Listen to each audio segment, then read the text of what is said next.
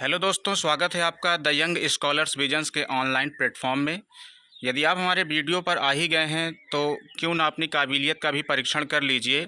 जी हाँ, आज हम डिस्कशन करेंगे प्राचीन भारत के इतिहास के उन महत्वपूर्ण प्रश्नों की श्रृंखला को जो UP PCS, UP RO, UP SI जैसे महत्वपूर्ण परीक्षा में कई बार पूछे गए हैं।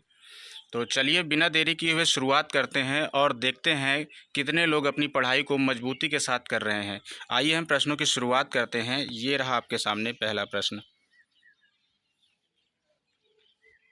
सिंधु घाटी सभ्यता का सबसे बड़ा स्थल कौन सा है? मोहनजोदड़ो, कालीबंगा, चंद्रहूड़ो, राखीगढ़ी।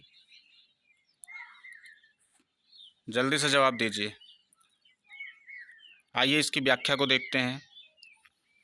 राखीगढ़ी को अब सिंधु घाटी का सबसे बड़ा स्थल माना जाता है। यह 550 हेक्टेयर में फैला है। सबसे पहले मोहनजोदड़ो बड़ा स्थल था, लेकिन अब राखीगढ़ी को जो है सिंधु घाटी सभ्यता का बड़ा स्थल मानते हैं। आइए दूसरे प्रश्न की ओर चलते हैं।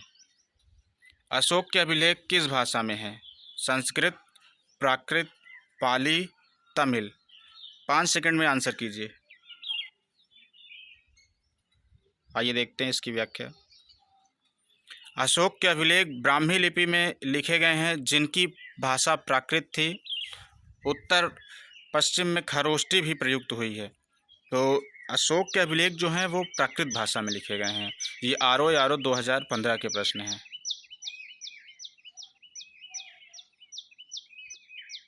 आइए देखते हैं तीसरे प्रश्न की ओर। मेगस्थनीज द्वारा लिखित पुस्तक का नाम क्या है? Ethiopica, Historica, Indica, Alexandria. बहुत सारे बच्चों के जवाब आ गए हैं। Very good, very good. Mohit, Rohan, very good. आइए इसकी व्याख्या की ओर देखते हैं। मेगस्थनीज यूनानी राजदूत था जो चंद्रगुप्त मौर्य के दरबार में आया। उसने इंडिका नामक ग्रंथ लिखा जिसमें मौर्यकालीन भारत का विवरण मिलता है। ये भी प्रश्न आरओ 2016 में आ चुका है। ये इलाहाबाद हाईकोर्ट आरओ की बात हो रही है। आइए देखते हैं अगले प्रश्न की ओर। सप्तांग सिद्धांत का वर्णन कहाँ मिलता है? अर्थशास्त्र, महाभारत, नीतिशास्त्र, मनुस्मृति। फटाक से कमेंट कीजिए। अर्थशास्त्र। Very good, very good. आइए इसकी व्याख्या को देखते हैं। अर्थशास्त्र। चाणक्य के अर्थशास्त्र में राज्य के 7 अंग स्वामी, अमात्य, जनपद, दुर्ग, कोष, सेना, मित्र का विवरण मिलता है। ये यूपी पीसीएस 2017 का प्रश्न है। अब आप प्रश्न के स्टैंडर्ड को समझिए और आपने कैसे पढ़ाई किया है उसको समझिए। दोनों में जो है आपको डिफरेंस क्लियर होगा और फिर उसके अकॉर्डिंग एक नए सिरे से तैयारी शुरू करिए, या फिर जहाँ पे लीकनेस महसूस हो रही है उसको आप मजबूत बनाइए। चलिए हम अगले प्रश्न की ओर देखते हैं। बुद्ध ने अपना प्रथम उपदेश कहाँ दिया था? बोध गया, सारनाथ, वैशाली, राजगृह में। जल्दी से आंसर करिए। आइए देखते हैं इसकी व्याख्या। सारनाथ। गौतम बुद्ध ने बोध गया में ज्ञान प्राप्ति के बाद सारनाथ के ऋषि पत्तम में पंचवर्गीय भिक्षुओं को धम्म चक्र प्रवर्तन सुत्त उपदेश दिया। ये यूपीएसआई 2021 का प्रश्न है। बहुत इजी इजी क्वेश्चंस आते हैं, बस आपको एक कंसेप्ट क्लियर करके पढ़ना रहता है। आइए देखते हैं छठवें प्रश्न की ओर। जैन धर्म के 24वें तीर्थंकर थे? ऋषभदेव, महावीर, पार्श्वनाथ, अजितनाथ। आइए देखते हैं इसकी व्याख्या। महावीर। महावीर स्वामी जैन धर्म के 24वें एवं अंतिम तीर्थंकर थे। इन्होंने अहिंसा, सत्य, अस्तेय, ब्रह्मचर्य, अपरिग्रह का उपदेश दिया। ये यूपी ट्रिपल एससी पेट 2022 का प्रश्न है। बहुत सारे बच्चे पेट में भी हाई स्कोर नहीं ला पाते हैं, तो पेट को आप हल्के में मत लीजिए, बहुत गंभीरता से पढ़ाई करिए, है ना। अभी आप प्रश्नों के स्टैंडर्ड को ही देख करके समझ जाएंगे कि आपको कैसे तैयारी करनी है। चलिए देखते हैं अगले प्रश्न की ओर। भारत का नेपोलियन किसे कहा जाता है? समुद्रगुप्त, चंद्रगुप्त, अशोक, हर्षवर्धन। इसका सही आंसर होगा समुद्रगुप्त। आइए देखते हैं इसकी व्याख्या। समुद्रगुप्त। इलाहाबाद स्तंभ लेख में समुद्रगुप्त की विजयों का वर्णन है। वीए स्मिथ ने उसे नेपोलियन ऑफ इंडिया कहा है। ये आरओ 2018 का क्वेश्चन है, इलाहाबाद हाई कोर्ट का। नालंदा विश्वविद्यालय की स्थापना किसने की? हर्षवर्धन, कुमारगुप्त, समुद्रगुप्त, स्कंदगुप्त। इसका मैं उम्मीद करता हूँ कि बच्चे एकदम करेक्ट आंसर करेंगे। जल्दी से बताइए। आइए देखते हैं इसकी व्याख्या। कुमारगुप्त। गुप्त शासक कुमारगुप्त प्रथम ने 5वीं सदी में बिहार में नालंदा विश्वविद्यालय की स्थापना की थी। यह बौद्ध शिक्षा का केंद्र था। ये यूपी पीसीएस 2020 का क्वेश्चन है।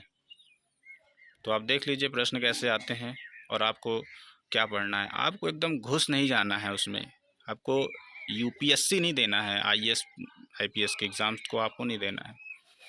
आपको UP PCS, RO RO, UPSI जैसे परीक्षाओं के लिए फैक्चुअल प्रश्न ज़्यादा पूछे जाते हैं और आप फैक्चुअल तैयार करिए, है ना। आइए देखते हैं अगले प्रश्न की ओर। गुप्त काल का सर्वश्रेष्ठ कवि कौन माना जाता है? बाणभट्ट, कालिदास, भास, हरिशेन।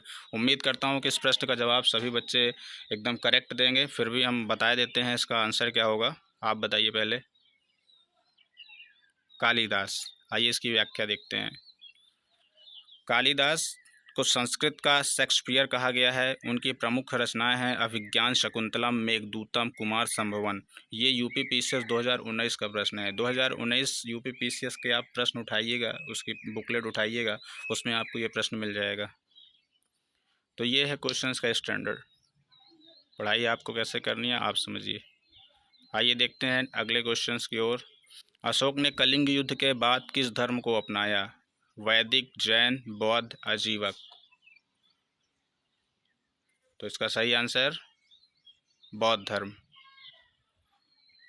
बौद्ध धर्म। 261 ईसा पूर्व के कलिंग युद्ध के बाद अशोक ने बौद्ध धर्म ग्रहण किया और धर्म प्रचार के लिए समर्पित हो गए। ये आरओ 2016 का प्रश्न है। आइए देखते हैं अगले प्रश्न को। अजंता की गुफाओं में किस धर्म की चित्रकारी है? अजंता की जो गुफा है उसमें किस धर्म की चित्रकारी की गई है? हिंदू, बौद्ध, जैन, इस्लामिक। फटाक से कमेंट कीजिए। आइए देखते हैं इसकी व्याख्या। बौद्ध धर्म। अजंता की गुफाएं महाराष्ट्र में स्थित हैं और वहाँ महायान बौद्ध धर्म की कहानियाँ चित्रों के रूप में चित्रित हैं। ये यूपीएसआई 2018 का प्रश्न है। आइए देखते हैं अगले प्रश्न की ओर। बौद्ध संघ में प्रविष्ट होने की विधि क्या कहलाती है? संघदान, उपसंपदा, प्रवेश, अनुलोम। इस प्रश्न का आंसर जल्दी से करिए। देखते हैं कितने लोग पढ़ाई किए हुए हैं। ये सब लोग सिर्फ वीडियो देख के चले जाते हैं। इस प्रश्न का आंसर होगा, मुझे जहाँ तक लगता है, उपसंपदा। आइए इसका व्याख्या देखते हैं।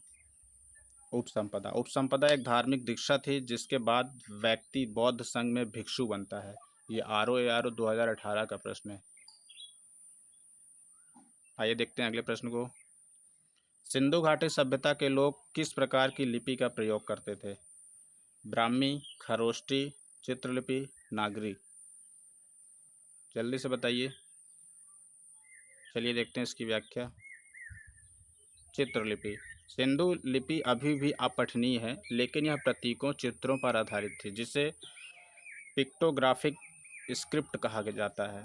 ये UP triple S C PET 2021 का है। देख रहे हैं आप प्रश्न। आइए देखते हैं नेक्स्ट क्वेश्चन। मौर्य शासन की राजधानी थी तक्षशिला, कांची, पाटलिपुत्र, प्रयाग। ज़्यादातर बच्चे सही आंसर करेंगे ऐसी उम्मीद करता हूँ मैं। आइए इसकी व्याख्या देखते हैं। पाटलिपुत्र। मौर्य साम्राज्य की राजधानी पाटलिपुत्र थी। चंद्रगुप्त और अशोक का शासन यहीं से चला है। ये आरओ 2015 का प्रश्न है। आइए देखते हैं अगले क्वेश्चंस को। प्रथम बुद्धिस्ट परिषद कहाँ आयोजित हुई? वैशाली, कुशीनगर, राजगृह, पाटलिपुत्र। जल्दी से आंसर करिए। प्रथम बुद्धिस्ट परिषद का मतलब है बौद्ध संगीत कहाँ पे आयोजित हुई। 4 बौद्ध संगीतियाँ आयोजित हुई थी, तो वो चीज़ें आपको बताना है। आइए इसकी व्याख्या देख लेते हैं।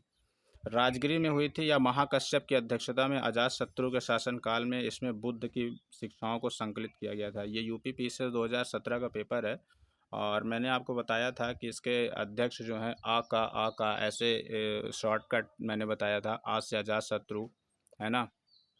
का से फिर जो है कालाशोक, फिर आ से जो है आपको अशोक, फिर का से कनिष्क। ऐसे आपको रटना है, ऐसे आपको अपने माइंड में सेट करना है। तो यदि आप वो सेट किए होते चारों बहुत संगीतियों के अध्यक्ष कौन हैं, तो शायद इसके प्रश्न का आंसर आप कर पाते, और वो कहाँ पे हुई थी वो भी यदि आप देखे होते तो इसका सही आंसर करते। बहरहाल मैं आपसे एक रिक्वेस्ट करूँगा कि यदि आपके प्रश्न अच्छे हुए हैं तो बधाई हो आपको, फिर भी अगर कुछ मिस्टेक आ रही है तो हमारे वीडियो को आप एशियंट हिस्ट्री सीरीज़ को 2 से 3 बार कंटिन्यू देख लीजिए और उसके पीडीएफ को पढ़ लीजिए। मैं पूरे उम्मीद के साथ कह सकता हूँ आप 100 में 100 क्वेश्चंस बना के आएंगे यदि आप कोई टेस्ट सीरीज ज्वाइन करेंगे तो, या फिर पेपर में जितने भी प्राचीन इतिहास से संबंधित प्रश्न आएंगे वो आप पूरे पूरे प्रश्न को टेकल करके आएंगे। तो पढ़ते रहिए और कंसंट्रेट के साथ पढ़िए। एक छोटी सी रिक्वेस्ट है, यदि आपको हमारा वीडियो अच्छा लगा हो तो इसे लाइक कीजिए, सब्सक्राइब कीजिए और ज़्यादा से ज़्यादा अपने दोस्तों को शेयर कीजिए ताकि उनकी भी रिवीजन को मजबूती मिलती रहे। तब तक के लिए मिलते हैं अब हम अगले वीडियो में। तब तक के लिए अपना ध्यान रखिए और स्वस्थ रहिए, अच्छे रहिए। जय हिंद।